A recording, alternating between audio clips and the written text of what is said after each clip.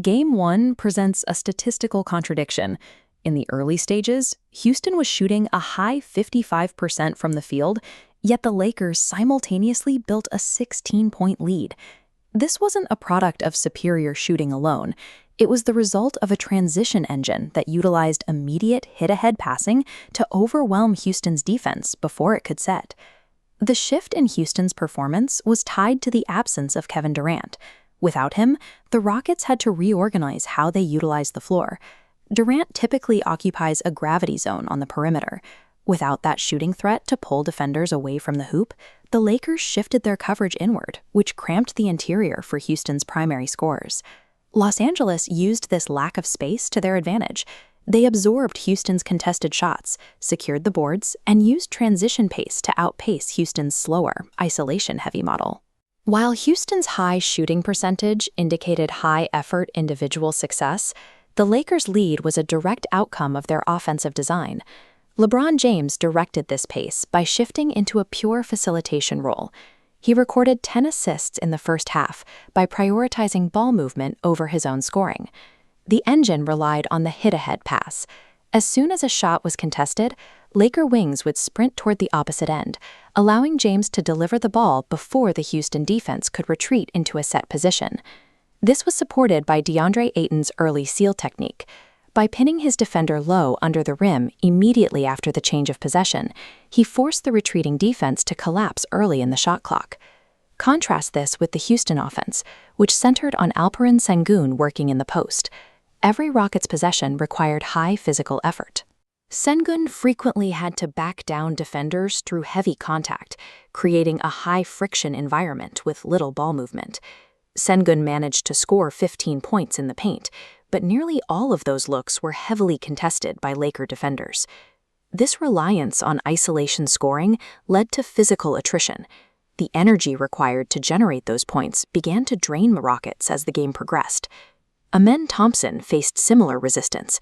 His drives to the basket were met by a Laker interior defense that remained disciplined and stationary. Ultimately, the Lakers found success through the path of least resistance in transition, while Houston was forced into a high-resistance postgame. Houston attempted to counter the Laker pace by being more physical, trying to body LeBron and the Los Angeles Bigs to prevent them from leaking out after rebounds. Marcus Smart countered this at the point of attack. He used his strength to disrupt Thompson's rhythm, forcing him away from the rim and into difficult runners. Behind Smart, Rui Hachimura served as a secondary wall. His rotations ensured that when Houston beat the first defender, they met a contested interior.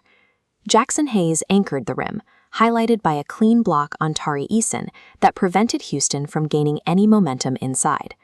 This heavy isolation approach accelerated Houston's fatigue. While the Lakers were running the floor, the Rockets were spending their energy on high-contact drives. Thompson was forced to rely on a runner in the lane, a shot with lower efficiency, because the Lakers had successfully clogged his path to the basket.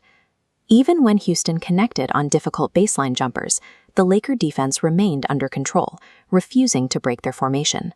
By forcing Houston to work harder for every basket, the Lakers' defense ensured that the Rockets would eventually wear down in the final quarter. Houston did find early success on the perimeter, with Jabari Smith hitting 3 first-half three-pointers and Reed Shepherd widely spacing the floor. However, because the Lakers started a perfect 10 for 10 from two-point range, Houston was forced to adjust. Their defenders began to retreat into a drop coverage to protect the rim. This retreat toward the basket came with a cost. It opened up wide lanes for off-ball movement. Luke Kennard became the primary beneficiary. With the defense focused on LeBron's gravity near the hoop, Kennard was left with significant room to operate. Kennard's off-screen movement was constant. He used a motion trail to the corner, staying active to ensure the defense couldn't recover in time to contest. He knocked down back-to-back three-pointers, pushing the Laker lead to 16 and forcing a Houston timeout. Kennard's perimeter presence created its own gravity. Once Houston was forced to respect his shot, help-side defenders could no longer clog the lane, which opened the floor back up for LeBron James. This movement-based shooting was more effective than Houston's stationary spot-up options. Laker defenders easily contested Rockets shooters on leakouts because their positions were predictable. Jarek Vanderbilt also contributed from deep, further stretching the Rockets' defense and making their interior rotations even more difficult. The Lakers' early perfection in the paint forced Houston to concede the perimeter, and Kennard's shooting volume capitalized on that concession to extend the lead. Houston's bench attempted to bridge the gap in the second half, led by Tari Eason's secondary rim pressure. Eason provided a burst of energy, utilizing a gather-and-score sequence, keeping Houston within striking distance. Marcus Smart anchored the Lakers' second unit, using his veteran experience to identify and exploit physical mismatches inside. The Lakers maintained their structure by rotating Vanderbilt and Kennard alongside Smart. This depth allowed them to match Houston's bench intensity without losing their tactical advantages. Despite Houston's energy, the Lakers were able to maintain an 11-point advantage throughout the final quarter. Alperen Sengun returned to the floor late in the game as the focal point, as Houston made one final attempt to close the gap. Sengun then finished a late high-impact dunk, but it was an isolated moment of dominance and an otherwise struggling interior offense. In this matchup, the Lakers' spacing and offensive gravity proved more sustainable than the Rockets' reliance on individual energy. Looking at the offensive structures, the contrast is stark. The Rockets relied on a congested model that required high-effort plays in tight spaces.